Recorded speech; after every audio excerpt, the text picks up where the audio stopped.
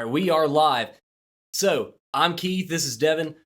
Keith Whiddon Criminal Defense, and half of Erase My Arrest. Devin? Devin Jones, one half Erase My Arrest, and partner at EOM Young Law, where we do bankruptcies and a little bit of everything. And today, who do we have? We have Mr. Ethen Ostroff, a great friend of mine who I actually met by being a TikTok lawyer, a fellow TikTok lawyer who I think you two have kind of left the world of TikTok and gone on to maybe try and do the YouTube, and also try and also provide attorneys like me and Devin with assistance and ways to scale our businesses, and also provide better service and better products to our clients. So Ethen, before I take any more of your thunder, go ahead and introduce yourself. Thanks, guys. It's great to be with you. And Keith, I've known you for now almost 3 years. It's pretty crazy. The first time I saw your TikTok, and I was like, this guy's, he's got the grit. I feel like he's going to make it like all of us did. So, it's been a pleasure being your friend primarily. And obviously had the chance to work together, which has been great too. So, going back in time, I'm not sure where you guys want me to start. Do you want me to kind of start, all the way back in law school? Like, how far back do you guys want me to go? How about we start with this one time I'm in Atlanta. I'm sitting here at a dinner. I don't know any of these people. Keith's got these TikTok lawyers, and I sit next to this guy, and he says, "Hey, you own any property in the metaverse?" I thought, what is this guy talking about? Now, I realized at that juncture, we both had an idea, which is that offering services and products that are outside the normal spectrum of law is where it's at. And that was always what impressed me about you. Just kind of take it to how you came into law, and you just have a vision that's a little different than everybody else. Sure, I appreciate it. Yeah, going down the rabbit hole of NFTs is a whole nother podcast. I'd love to do it, but that's a rabbit hole in itself. But yeah, I pride myself to a fault of trying to be down the stream. I was the third lawyer in the country on TikTok. I had about a 3-month window of being the only one doing direct legal marketing on TikTok. And then people like Keith started hopping on and, started to take my thunder. And I realized, hey, maybe I'm not actually that good at content creating. I just got here a little early. So, in terms of like risk taking and looking at opportunities, I've always prided myself on having a good gut. When I see something that I recognize as an opportunity, I'm not scared of the judgment of others to just take that risk and be scared of failing. Like, failing and problems are inevitable in my opinion. And, being scared to act leads to regret. And I don't want to be sitting on my deathbed with regret. So, going all the way back to law school, my dream was the day that I passed the bar to have a website and generate clients. It had nothing to do with beating my chest in a courtroom. It was, how do I generate oxygen? How do I generate business? And I became fascinated with the concept of referrals. I didn't understand why you were getting paid a third to 50% for someone else to do the work for you, and why people didn't become fascinated with that. So I had these visions. I bought the website casereferralnetwork.com. I thought I was going to build the network that connected everybody.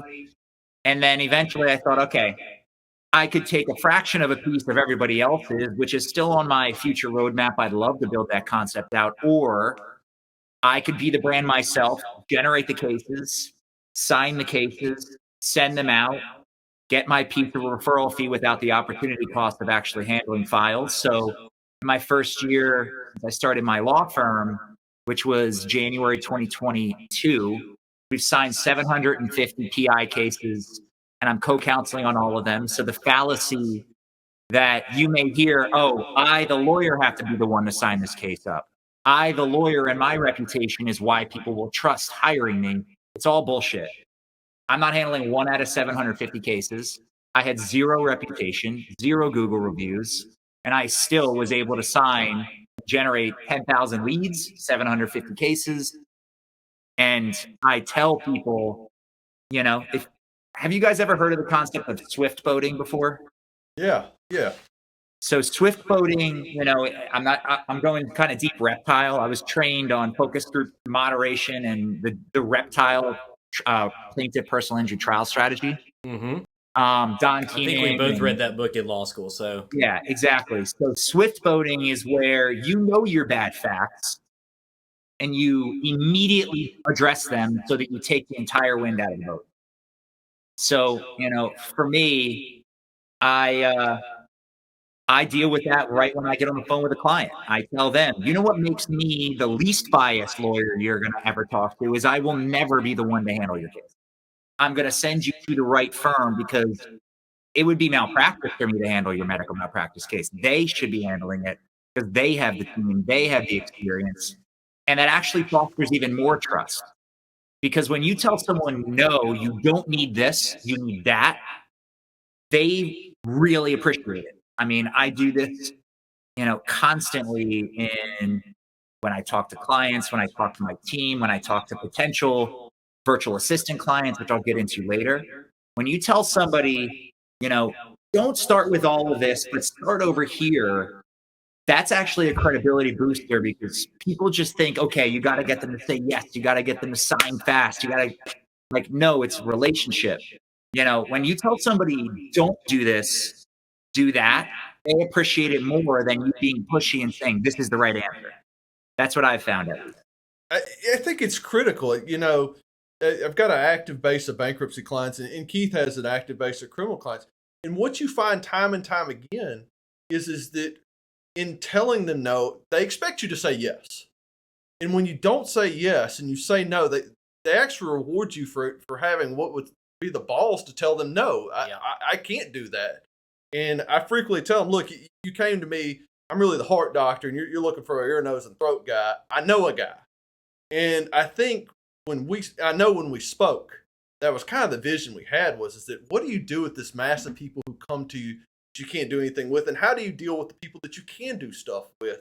And I just remembered that you had this vision of just bringing a 22nd century law firm somewhere. It's just where to a space where it was, at the end of the day, this is no different than most other business. It's professional. Mm-hmm. We're taking wood and we're creating paper at a certain point. That's it. Yes. That's it. You had a unique perspective after we sat there for about 2 hours. You tried to school me on NFTs, and I'm going to tell you, I still am in muddy waters with it, but that's another day. But we even talked just off camera here a second ago. We were chatting about, and I've talked to other people, really what you're doing is swim in the blue water, where other people in the law field won't populate. You're getting outside the general practitioner role in a different way than other people. You're not specializing, but you're specializing in handling everybody's stuff, but making sure somebody can handle the stuff that is muddy is where people typically run away from. I typically run towards. Yeah. When you talk to a law firm owner and you say, hey, how many times do you follow up with your leads until you give up? And they're like, once or twice. And you know that it's maybe once when you're talking to that person. I follow up my leads 15 times. That's how you get a 16%, 18% conversion percentage on Facebook leads. It's not 3 times and a give up. You need vigilant follow-up to close on that kind of level. And, law firm owners, they hate getting medical records. They hate sending letters. They hate doing the shit that nobody likes to do. And their team complains about it. They don't incentivize it. So guess what? It doesn't get done. Mm-hmm. So, I look at that and I think, okay, how do we take this wood and create paper more effectively? And I use this line constantly, and Devin just used a really good one. If you call a hospital, do you get the brain surgeon on the phone? Absolutely not. If Henry Ford walked into our law firms and said anything about how we're running it, what would he say? We're doing it wrong. He'd say, why is one person doing 65 things every time that a case opens? You need to create a conveyor belt and bring the work to your people. So that's where I kind of started to visualize the assembly line law firm method. In a perfect assembly line law firm, one task to one person. If it's designed correctly, and yes, that takes scale. You might need 500, 1,000 cases of whatever practice area you're handling. And each practice area is its own, color of paper. But if you create that assembly line and you put people and bring the work to them so that all they're doing is getting declaration stages, and that's it. All they're doing is getting a bill balance, and that's it. Then they start to touch 55, 65, 75 cases a day, and that's where the efficiency starts to come in. So you asked me what my vision is. My vision is to co-counsel represent over 1 million people and a staff 1 million people. And the only way I can do that is if I don't do any case handling myself. Because I can't represent 1 million people myself. I can't go to trial 1 million times. How would I do that? And I mean, Devin, we were talking about this before the camera came on. The only thing that's the most finite thing in our lives is our time. We can't create more of it. So if we're not putting ourselves in a position where through us work gets done, not by us work gets done, we will hit a ceiling inevitably. You know, you run in, and I've ran into it before, because in our system in bankruptcy, we've kind of assembly lined it. And I said this the other day. I said, look, we were building a workflow chart from the case life cycle. And I was telling a partner of mine, I said, look, you really got to draw out how to case the perfect case. And then you build in your staff. And I said, and the reality is all you're doing is creating a filter, a sand filter.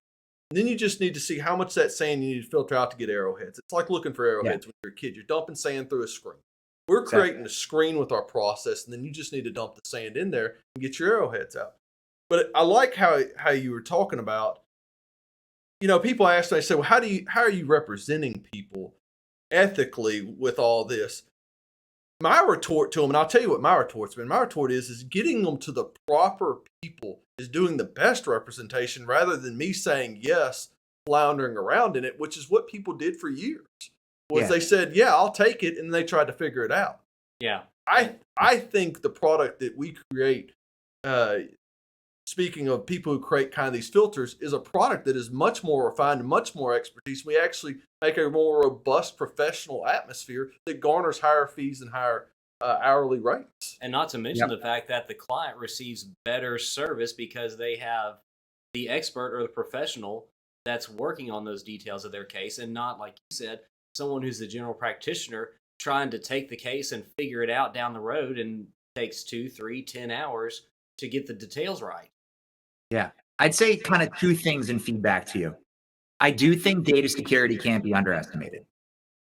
And if you have someone in the Philippines or somebody in Central South America working in your systems and they're not HIPAA certified, they don't have something on their computer that will recognize dangerous activity, they're not being time tracked with screenshots, that's a recipe for a data breach. And our clients owe better representation than that. That's why when I place people, all those things are top priority. You can't underestimate getting hacked. I'll be honest, last week, I had my website and my email hacked. I was down for 2 days. It was a nightmare. It was horrible, paralyzing. I mean, you guys know generating leads is our oxygen. If you're down for 2 days, you know down the line that was a expensive 2 days. Yes. So, that hurts. Not fun. So to go through that personally makes me empathize even more how serious this is. So, but at the same time, if you have one person as a general practitioner, it's sort of like they're good at everything, so they're bad at everything. Yep.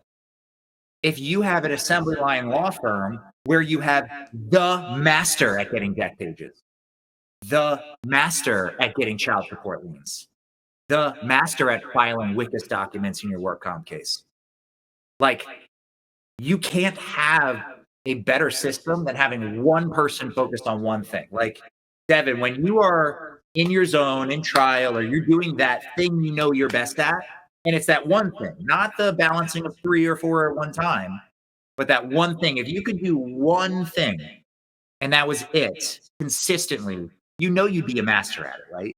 That's right. I'm sure there's something you're doing that you have to do that maybe if someone else became the best at it, because that's all they did, that might make you able to do more of what you're best at. So, conscientiously delegating And building those systems is what allows you to keep scaling and keep growing and never hit that ceiling. And I think one of the initial conversations we had at that table that night, I said, which was a foreign concept to many people, I'm 39, many people who are my age or above, is that at that time we had a call center on the bankruptcy firm. You looked at me and said, "You have virtual assistants?" I said, "Oh yeah, we have them." And you told me, "Well, I'm in the process of creating them." I said, "Man, this guy gets it. This is where the world is headed. Sophisticated help that can go through your process. You're not going to have Sally who does everything. You're going to have Susie who does one thing. Right. And does it great. And if you have a bunch of people doing great things, then you have great service." Exactly. So I would argue you guys, you're designing yourselves to scale by having one person to one job.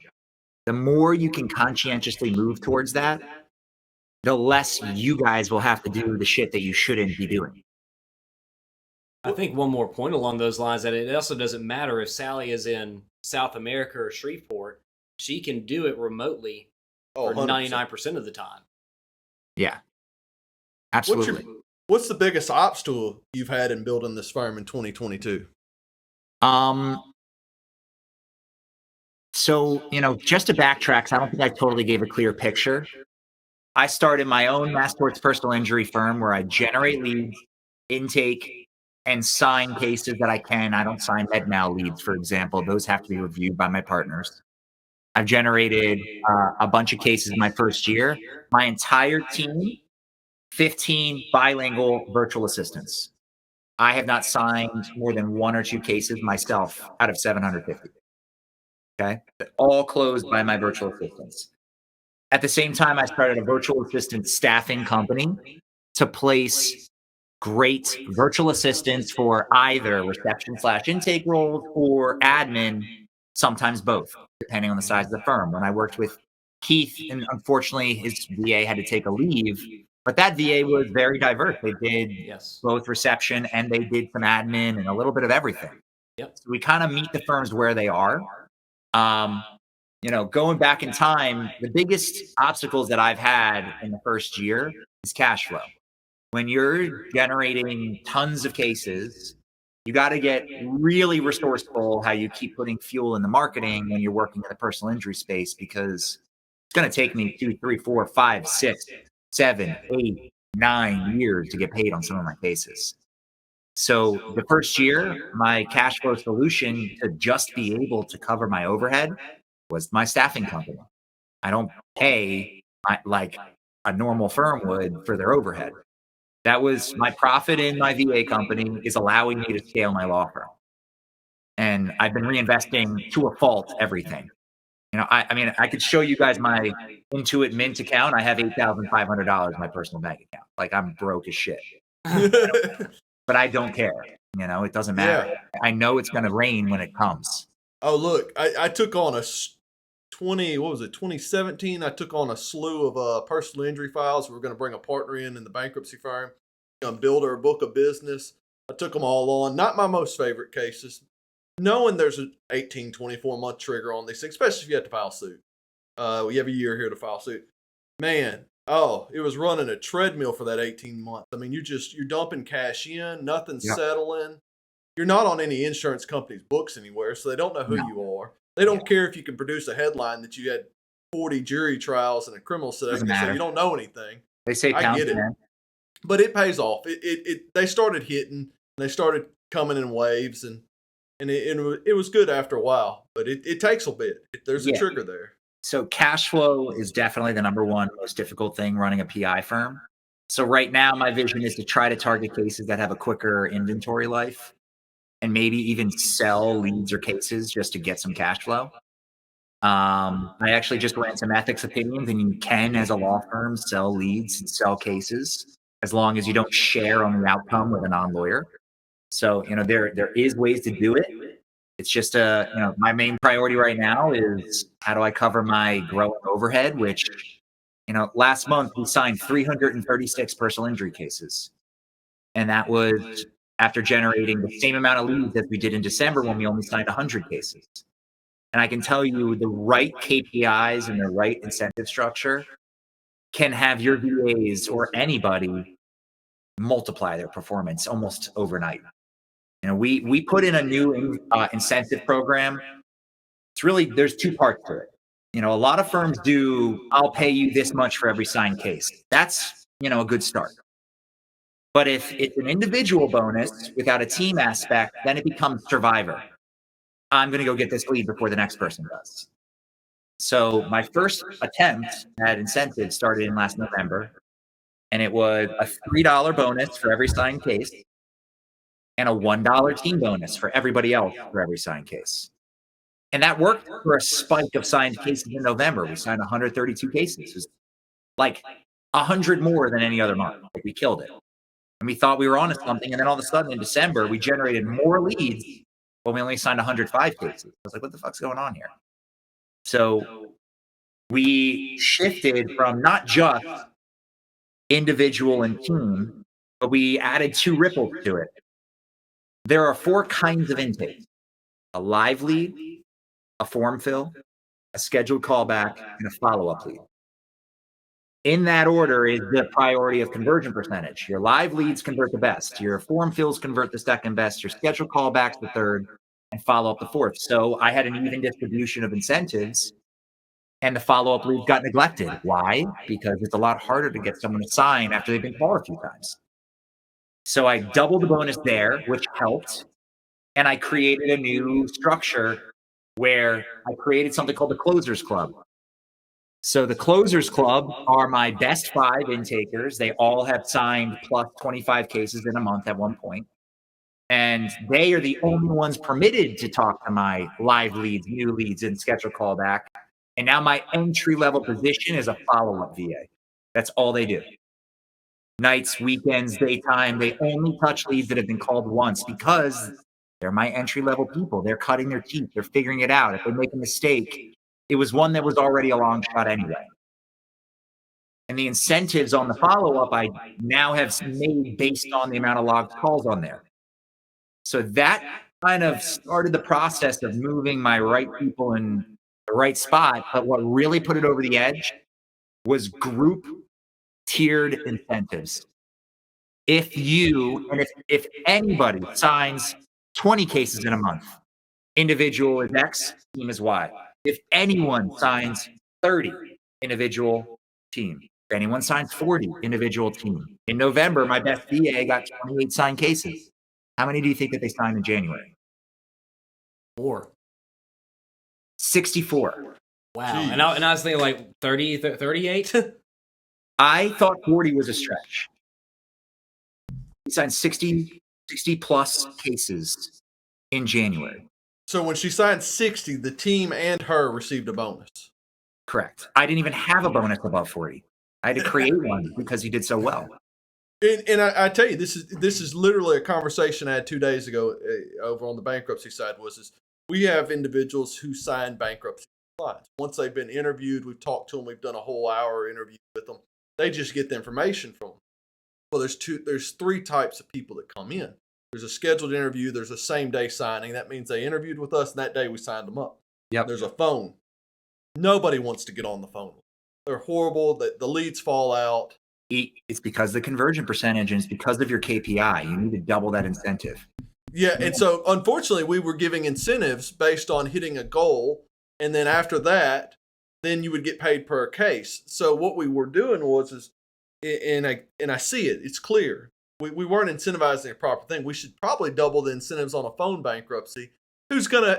Typically they have a bad articulation rate anyway. Yep. Give them to the newest person to cut their teeth. Make them happy that one day they can do in-person signing. Exactly. Let them learn on the shit that you want the new person on anyway. Plus, if you double the KPI, they'll feel like they have something to strive for. Yeah. But what you might notice as well is, okay, if your goal was 20 signed in a month and they do that in 15 days, now on day 16, they're disincentivized to not really work that hard. So what you have to do is raise the basement. Now this month, it's 25, 40, and 55.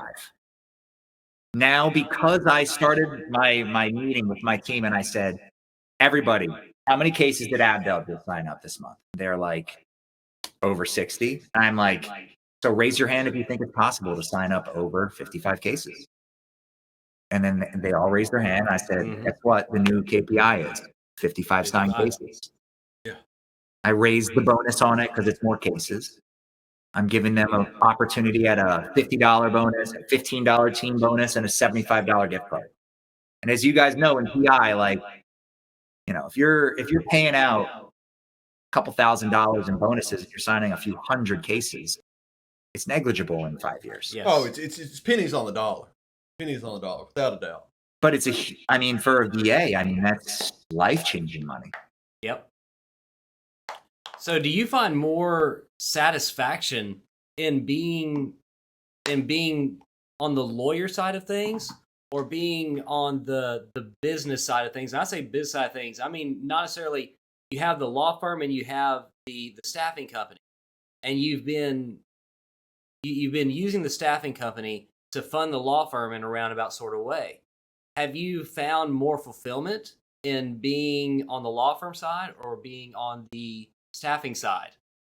I never really that satisfied. You know, I have fun with what I'm doing, but like, you know, going back in time to what Devin was talking about, that you know, I've experienced parabolic. Not many humans have experienced the feeling of parabolic. I saw an NFT, and I'm going to tell you guys a pretty painful story here. I invested about $1,500, and if you remember, Devin, that wasn't like if I told you I lost that NFT, remember that? Yeah. Oh, yeah. So, you know, we discussed it at length as you Yeah. were trying to explain to me how much money I could lose or win. Yeah. So I experienced what a $1,500 investment turning into a $4.5 million asset feels like, and then losing it. Like literally it's in a locked wallet. And that's that's a whole nother story for another time. But when you have felt parabolic, exponential, when you have felt that once, scale is just a whole new perspective. So like signing 300 cases in a month to me, I think, how do I get to 6? How do I get to 1,200 in a month? How do I get to, you know, 20,000 in a month? I'm thinking I have the infrastructure to spend $1 million a day. At that point, am I going to be satisfied? Probably not. I'm going to be thinking, how do I spend 10 million a day? So I enjoy the game. Like I'm a poker player. Like I don't care. I truly don't care if I win or lose in poker. Like I really don't. I just love the game of poker, and I view business as very similar to poker. I just remember from that night, I walked away. I remember when I first met you, I said, this guy's talking about metaverse and all this, and you were trying to explain to me. And eventually we got down to the nuts and bolts, which is that you and I both saw law as a business. Yeah. You'd had a front row show to a law firm most of your life, as I understood. Yeah, I was working at my dad's firm, you know, my whole life, basically. Yeah, and you just saw it real clear that what I had seen, you know, and I for people who are listening, I came into a firm that was 30 years old. And it was. We had 75 Han filing cabinets. I think I showed you a picture that night of all the filing cabinets. I think so. And I said, look, this has to be different. How can this just be a business, you know? I remember telling the story of watching these attorneys come into court. They're 70-something years old, and reality is that their law firm's named after them. Once they go, it goes. And if they're not in court, the product doesn't exist. Or maybe they have a son or a daughter and they pass to them. Yeah, but that's their hope. That's their retirement. Right, that's the retirement plan. I wanted a business that had a valuation. You said, yes, that's it. I want to build something that I run, not something that runs me. And unfortunately, that's what most law firms are. The attorney gets run by the firm. And they think they want to change.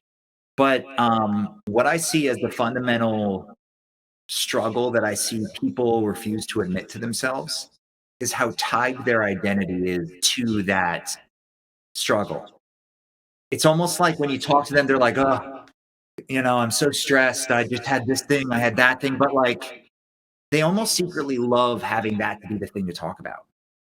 Yeah. And like, it's almost like how do I help the person that doesn't even really want to help themselves? And that's the person I'm still trying to figure out how to speak to. Because like I'll have calls with law firms and they'll be like, yeah, that doesn't work for us, or I have to be the one to close a client, and I'm just like, why? Like, you're fucking wrong. Like, Yes. Like, I don't know. I can't actually ever say that to someone, and I won't go there because that's just, I'm too like, I guess I'd say I'm too polite. Like, I just won't be like, no, you fucking idiot. Like, you're wrong. Sorry. It's the ego machine that drives them to be the law firm they are and not the law firm they want to be. Hope you don't mind I'm cursing on your show. Yeah. No, not at all. Look, here's the reality. I went into this to make money to do what I wanted to do. I didn't go in this because this is who I wanted to be. This is my career.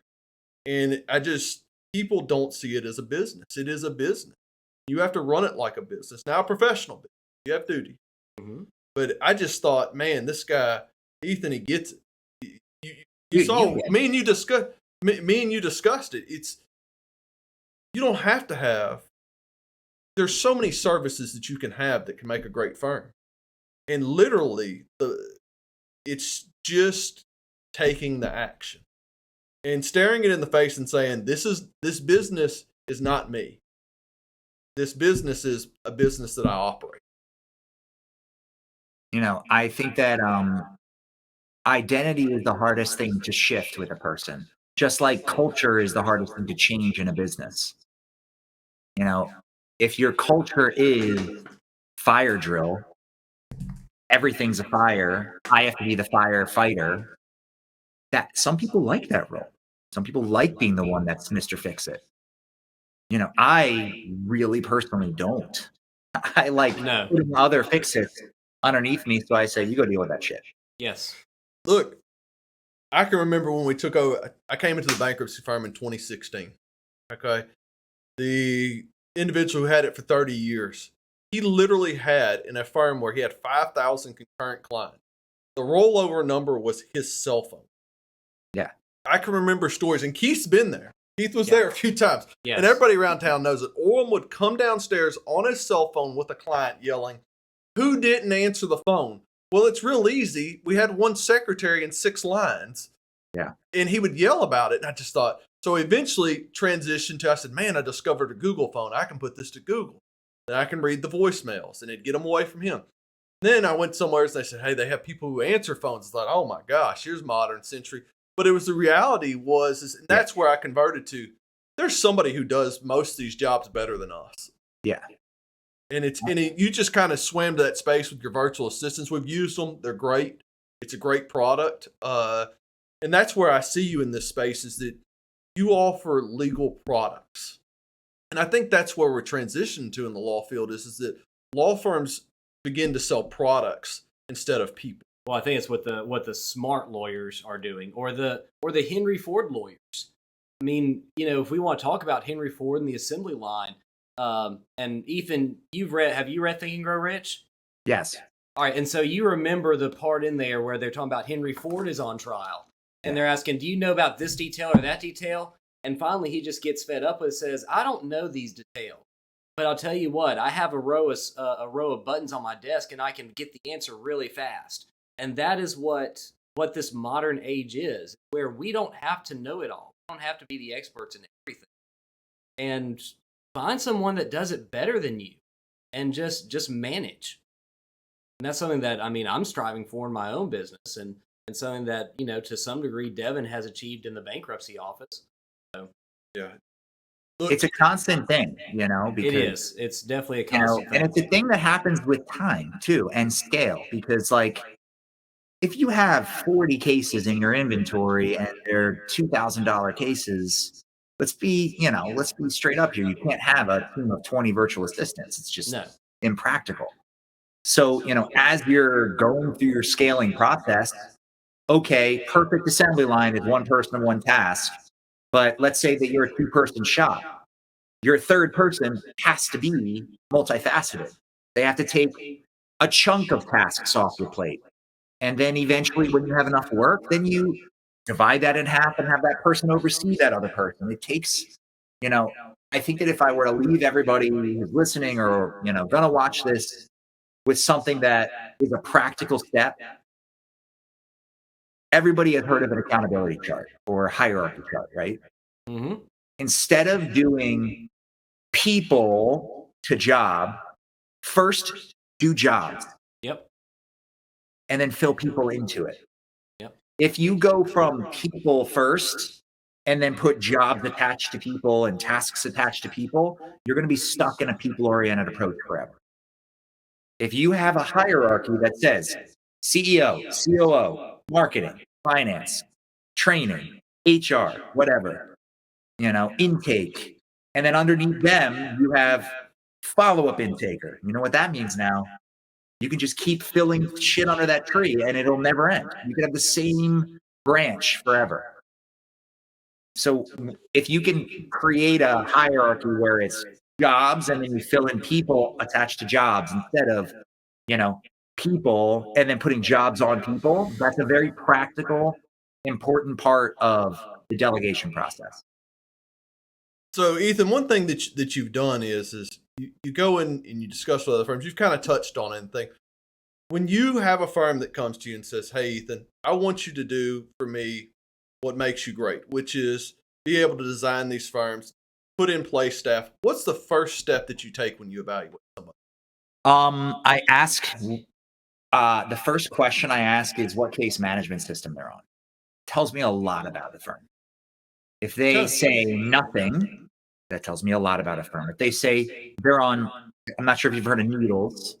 Yeah. Needles was the most popular personal injury platform in the 90s to the 2000s. That tells me a lot about a firm. If they say they're on Litify, like me, that also tells me a lot about a firm. That's a firm that I could say, all right, we can staff you with people all across the board immediately. Because that tells me they have the infrastructure and the department and the design and the intention to delegate VAs and train them really effectively, really fast.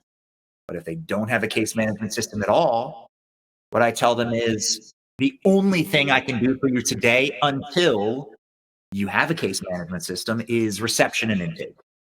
That's it. Because if you're not able to delegate the work and you have to manually assign the work, go do this thing, go get that thing, go get this thing done, go get this thing, it's just going to be a bitch. And you can't succeed with VAs like that because they don't typically have legal experience. So they don't we typically hire somebody who was a paralegal or a case manager at another law firm, for example, for a role for our firm. They generally know how to figure out, without extensive, amazing training, what you're looking for. VAs do not. And the reason people fail with VAs is bad communication, bad training, bad oversight, bad management, and then, the VA sucks. I don't know that the VA sucks, but maybe you ask too much of them too fast. So, really I can tell a lot about a firm really quickly by just knowing if they use a case management system or not, and then which one tells me how sophisticated they are. I met a guy early in my career when I was prosecuting. We had a district attorney's office, probably 2,000 or 3,000 misdemeanors a year, about 40,000 tickets. He was doing the tickets and the misdemeanors. One day he looked at me, said, build a complicated system with simple employees. And that has always stuck out in my mind. And when we went through our talks, when we were talking Atlanta, that's really what was beating in the back of my head, was that somebody who is younger than me probably has never heard it, but saw it firsthand and understands it just clearly. Build a complicated system that produces simple employees. It's much easier to have inventory of simple employees than it is complicated. It's freedom in a business. You know who the hardest person to replace is? Yourself? Your IT. Yeah. Why? Because they create a web of mystery around them. Yeah. Oh, you want to move to a new IT company? Well, your domain, your servers, your data, your systems. Oh, it's all up here. Yeah. That is the worst web of lies that exists in our space, and it's total bullshit. Second hardest person is the oldest paralegal or lawyer that has worked for your firm. That's the second hardest person, because they have been there long enough that they probably have gotten away with not doing things how you want, but because they've been there so long and produced enough, you're like, whatever about it. As soon as you're like, they can get away with it because they've been here a long time, or they settle a lot of cases, or if you go into they can get away with it because, you're going to have a feeling. Yeah. Immediately. Oh, I can tell you a horror story. And I love this individual. She's a great individual, great person, but she was a senior paralegal. The problem was, if she was feeling good that month, I'd file 100 bankruptcies. And one of them used to walk down to me and said, "We're going to file 100 bankruptcies this month." I said, "No, her attitude's not right." And she would literally provoke the staff into filing enough, or single-handedly drag the staff to where we filed 60 that month. Yeah. And when we parted ways, the actual person that she went to work for, and she makes significantly more in the PI world, and she does a great job. She's just just a legal talent. Astounding. Some people are just talented. He said, the guy called me and he said, "Why are you recommending her?"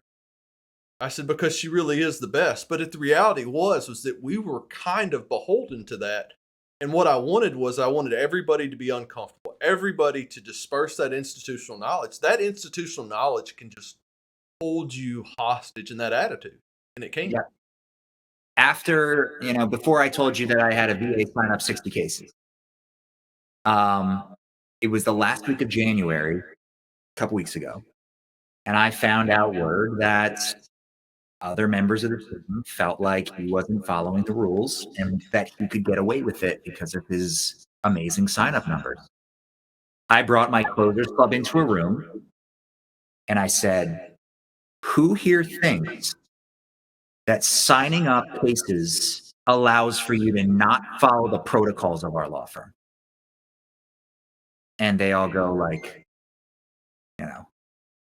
"No, we don't think," and they all did one of these, and, I said, "Guys, I'm going to be real clear about this. I will fire my best closer if they're not following the protocols here. I don't care." Yeah. And it's a mentality of, you don't want to tell everyone that everyone's replaceable. I don't believe in that. I do believe you have to believe in your people and invest in your people enough that they feel individually valued and believed in. And it's a balance. You can't be beholden to them for quote unquote high revenue producing tasks. Nothing is more important than consistency in culture. And if you run into friction because you have a high producer who quote unquote gets away with it because, that's something that needs to be nipped in the bud right away. But I think it's the idea of seeing your people as investments and not paying them for past performance. Because it's one thing to show a bunch of love to someone who has been the chief paralegal for 20 years, or someone who can sign 60 cases in a month. That's one thing. But then if they start getting away with stuff or start letting stuff slide, then they get that license. But if you make it plain to your employees or plain to your team members that you are willing to invest in them because you see them having an even bigger and brighter future than they do now, or than their current position, it's the kind of the same idea. We don't buy NFTs and we don't buy stocks and we don't buy Bitcoin because it did really well in the past. We buy NFTs and we buy Bitcoin and we buy stocks because we see the potential for it to have in whether it be 2 months, 2 years, or 20 years. And I think that it's about treating your team members the same way, in that they are investments. But at the same time, you can't be married to your investments. You got to be willing to cut ties real quick when the performance goes below the basement. Yeah, I might get in trouble for this, but it worked. I got married and my wife, wound up being into me enough to get married to me, but I did use some of this shit with her. So, when you are dating, if you are way too into it in the beginning and way too much, it's not going to work out. If you have one foot out the door, then the interest level stays there. So it's a balance. I believe leading a business is very much like dating. And if you have complete devotion and you're good with everything and you let stuff slide because you're just so madly in love with the idea of somebody, it's not going to work out. So you have to be playing poker and willing to fold. You have to be willing to also go all in and know when you are stacking your chips. So, I don't know. I keep going back to poker because I do view managing two businesses at once like playing cards. I really do. We met at All East Conference, and one thing that stuck out there was the virtual office. So with, I think you told me 15 virtual assistants now. Yeah, we have 270 working for 85 firms now. Jeez. Now, with your actual office, do you have a physical location? No, I don't. I have like a Google location, but like I've been there once and it was when I put the sign up. So it's fascinating whenever I heard this world of just $1 million law firms who lack a physical location. I think Ali said, look, I have one because one company just designates they will only send releases to a physical address. Yeah, I mean, I have a PO box, and I ran into issues with Google, so I wanted a little bit of a physical location, and I was also targeting a mass tort in a town nearby. So I wanted like my pin on the map when people search for that specific mass tort. So, and also it was, extremely cheap in a closet and allowed me to get my mail there. So where up until probably COVID, the nature of law firm growth was these pop-up offices. Where do you see that going with what you're able to produce? I think that if you're doing it for a Google local service or an SEO play, I see some value in it. Like if you open an office in Philadelphia right now, you're not necessarily going to generate cases from it. But if you open it in Lancaster, there's a possibility that you could rank organically because of that office in what I would call a green zone. So if you're doing it for an SEO play, it makes sense. Like it's not somewhere necessarily to meet clients. Yeah, you could throw someone in there just to collect mail, but you don't need physical people there necessarily. We have this active discussion right now about pop-up offices. We are statewide. We're the only firm that does statewide that doesn't have a pop-up office. We literally have an office in the north part of the state. Everything else is done electronically. My theory is, and I want to know what your practice is, because I have theory, I don't have practice. If you have a physical office and you populate, you train your clients to respond the way you want. If you say, hey, bring them to my office, then you're going to create that traction. But if you simply just tell them to email, I don't think you lose any. I mean, DocuSign is pretty uniformly accepted. I think we're in the day and age where everybody post, COVID still exists, but post the main part of COVID shutdowns, everybody accepts technology. Yeah. I think especially texting, portals I think are hit or miss. Yeah. If your grandma can do it, then you can use it. So your grandma can text, you can get away with texting something to someone. I think the way of the pop-up office has gone by the wayside. I think other than for LSA's SEO purpose, I really feel that those actually being staffed are going by the wayside. I don't think it's necessary. Something that I think would be pretty interesting, if you are using it for the purpose of meeting for clients, why don't you just buy a Sprinter? Yeah. It's much more useful. And you have weekend time with it, Yeah, my dad and I used to talk about getting a Sprinter at one point. It's like if it's for the purpose of meeting clients, get a Sprinter. If it's for the purpose of LSA and SEO, get a pop-up office. But if it's for the purpose of meeting clients and staffing it, you don't need more than one location. I actually threw this out in a meeting. I said, look, if you think people are going to go by the physical location, put a Ring doorbell on. As soon as they hit it, it'll pop to your virtual assistant and you're fine. Signage, say, hey, look. Signage could be important. Yeah. And say, hey, look, if you go online, they can get them online real quick. They have a phone. Everybody has a cell phone. Let me tell you something pretty crazy that I think you could use in your practices. So, Keith, have I talked to you about JotForm? No. Do you know what JotForm is? No. Educate me. JotForm is, it could be as simple as a simple form that someone fills out. On your website, first name, last name, phone number, email, what happened.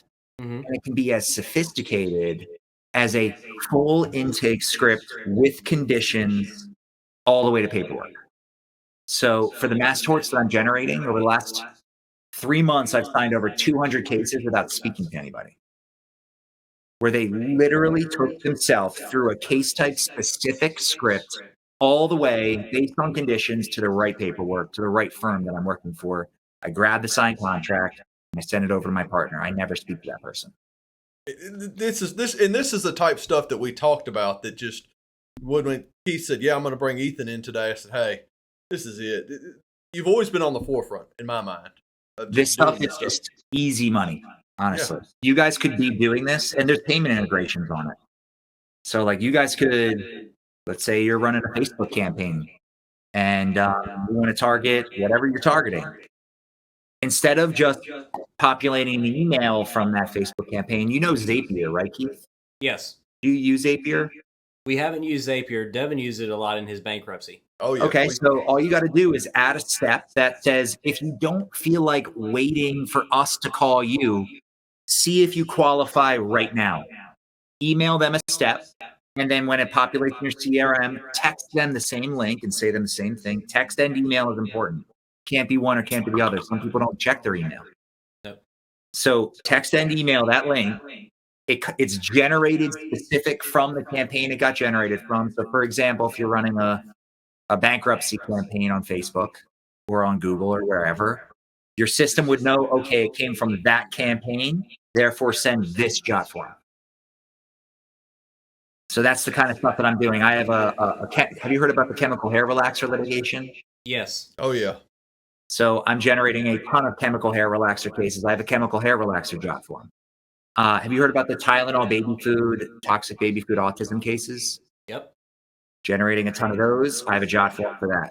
I have a jot form for CPAP. I have a jot form for first party property damage. I think those are the 4 I want. My big vision for it is to create a global jot form. Do you have cancer? See if it was preventable. Click below. Oh, just a And click then through. and then funnel them to, did you have non-Hodgkin's lymphoma? Did you use Roundup? Do you have lung cancer? Did you use CPAP? And then funnel them to the right paperwork. Yeah. And so basically what you're saying is you're taking the conditions that your partners have for their cases and reverse engineering it to the job form. Exactly. Yeah, and I found someone on Fiverr to create them for $50. Yep. It's currently we're on Zoho. We have a creation and we have a mass scale, so it's different. But we use a combination of Zoho, Zapier, and what else do we Do practice you run Panther? Facebook campaigns? Yes, we do. Yeah, I generate 99% of my cases from Facebook right now. We've actually had a pretty, when we first started, the lead, it was horrible. They were 5%, 4%, All about follow up, man. All about follow up. They are 100%. We now have somebody dedicated to follow up. And I tell you, those leads have started to become more valuable than our paid leads. They're cheaper. The cost per case is cheaper. But I follow up with my Facebook leads 15 times. Yeah. Till I close them in. We talked the other day with we were talking with I believe Brennan Manning, and I told him, I said, the old rule was 7. You need to hit them 7 times to sell. That's what everybody had incorporated. It's now closer to 24. Yeah. And that's large part because people like you and Keith and putting that information in their face every day, TikTok, Facebook. The YouTube, more they podcast clips, the more they see it, the more they need to see it more to buy. 100%. They're just becoming more numb to it. No exaggeration. I had 3 months where, I kid you not, I was being totally ridiculed for doing legal content. Like now, what is there, 100,000 legal influencers? Like, it's just crazy. It's funny. I've been part of multiple groups, business groups, one of which was tended to generate older clientele and older attorneys in it. And I went there this past August after having been to several of the groups where I met y'all and other places more innovative. And they were there teaching each other how to make TikToks so that they could all start following each other. And it was funny to hear them discuss, you and Ollie and even Keith, who had been previously part of that group, as some kind of lore. And I'm sitting there thinking, guys, 12 months ago, I sat down and had dinner with these people and we discussed where the next progression was. And the next progression was, instead of buying leads, creating your own leads. And that's really what the core of the TikTok movement was getting away from purchasing NOLO stuff and saying, hey, I can do this better than them. Yes. Where do you think it's headed at now? I think TikTok is still so tricky about allowing legal ads. I can't get things approved on there. So where do I think it's going next? I think that the next wave is still right now lead generation through Facebook and TikTok. I think we got another 18 months of this being fruitful. After that, it's very hard to really see past 3 years with the way things are scaling right now. I'd have to really think about it. I got asked this recently. I think that something that's more bulletproof is having a substantial following and not relying just on ads. I think that is something that, like, if you can monetize on it, where you're someone like Attorney Tom has figured out how to become literally monetized, and he generates a good amount of leads. His style is very different than mine. He's funnier than me, so he has an easier time just being funny. I'm just pretty direct. I'd say sort of whenever he's on in a couple of weeks, I'll let him know that you said that about him. Yeah, he's hilarious. It's natural. So what I think is the next wave. He's coming up March 3rd, though. Okay. So have you guys played around with ChatGPT at all? I've seen it all over TikTok. I haven't tried it out yet. You have to.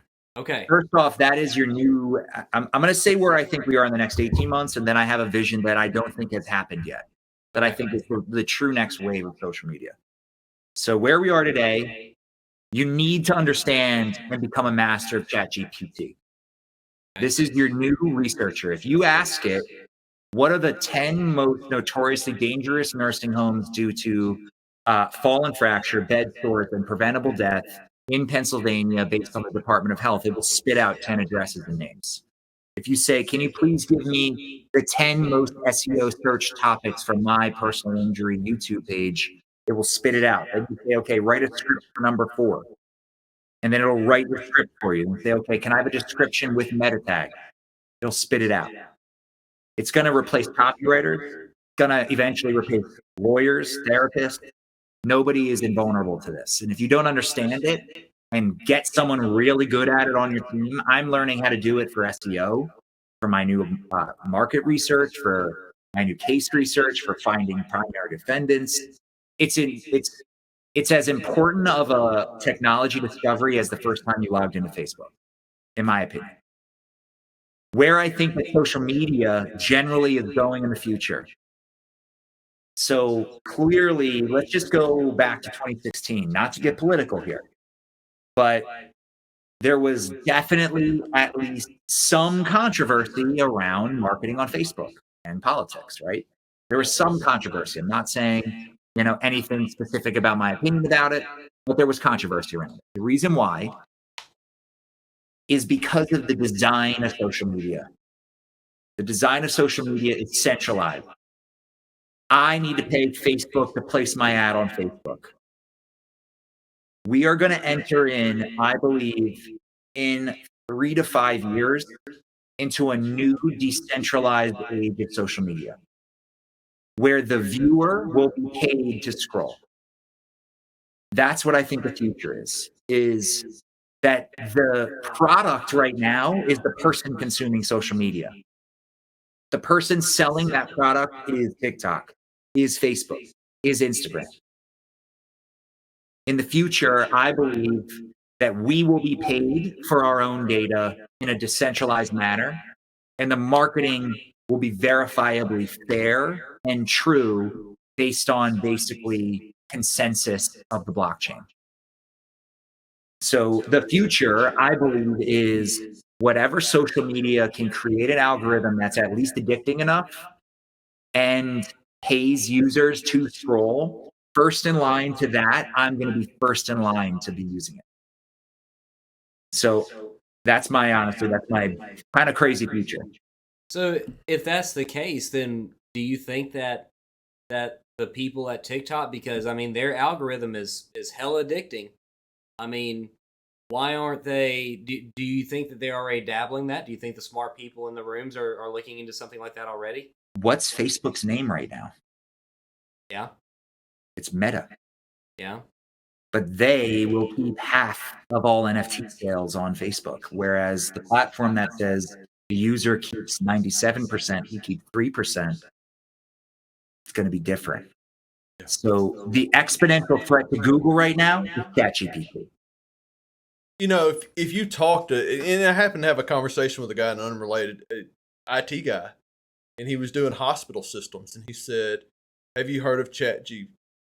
And I said, "Yeah, I've heard of it." He said, "I'm telling you, this is the way it's going." He said, "We will no longer train people on how to operate systems such as Epic, which is a hospital record system." He said, "We're telling people to go there. It tells them how to do things. It does our job for us." He said, "It's just the way of the future." You got to learn how to do it. You got to learn how to use it. It's the fastest website to 1 million users. It was 2 days. Fastest to 100 million users. It was 2 months. In context, Instagram was like 9. And the thing he was telling me about that was fascinating is it's a learning system. Yeah. So the more who subscribe, the better it learns and gets there. So I think the faster you get there, you win. It's both the most terrifying and beautiful technology you'll ever touch. I'm right now vetting an AI answering service for incoming calls so that I can build a hybrid AI VA approach so that I can have my VA do outbound dialing and the AI do inbound reception. This tool basically can read the emotions of people on the phone with it. And if someone's pissed that they're talking to a robot, actually a phone system too. So it'll transfer the call over to the human waiting to take it if there's a frustrated person. And look, if you don't think this is the future, have an American Express Black Card and call. That's who you talk to. You know, 100%. I had this conversation in November. I had this conversation with somebody in my office in the bankruptcy firm. They said, "Man, nobody wants to talk to a robot." I said, "It's not a robot." I said, "Understand, it is a lay speech system that determines what the issue is and then goes through, and it's self-learning. The more who subscribe, the better it gets." Amex uses this. Who's one of the big 4 of hospitality awards every year, uses this for their Black Card members, people who are paying $25,000. Technology is the one I'm talking about. I think it's the same technology. Yeah, it's in they look. You pay $25,000 a year to have a Black Card, and they're putting these people to a robot to facilitate every one of their needs. It's just, this is where it's headed. Yeah, I mean, I think embracing AI is critical to the future. Figuring out Facebook ads is critical to today. And building a sales pipeline to actually close your leads is critical, and you need some good people to do that. I have a firm belief that purchasing leads is one of the things of the past. I think it is a dying breed. I think that with this chat, all this stuff, the AI that's coming in, firms such as yourself on the cutting edge are just, you're going to have now, what I call well qualified, which are cases that are signed up, and you're no longer going to have this $50 to Nolo, $50 to wherever. Lawyer.com. You're going to end up with a co-signed case. Yeah. Or you're I gonna mean, be that's able what to I put do them for my through. partner. I send signed contracts on my cases. Yeah. Or you're gonna be able to put them through the jot form, and they're going to fulfill all the conditions that fill them. Yeah. Yeah. I think if you're in the space of buying leads, that you need to start uninvesting from there and start investing in the technology so that you create your own. Or buy them from me, for God's sake. Give me some That's cash. right. Look, you don't even have to buy them. You just got to sign up. Exactly. Well, guys, I think I'm going to have to wrap up. Is there anything else from a topic perspective that you guys had in mind for tonight? I think we have to close with the question though. We need to ask, because it is the citizen effect, and you are in two big spaces, and you have a vision. But what is your legacy? How are you going to leave this space or these spaces better than you found them, whether that be in 2019 or 2021?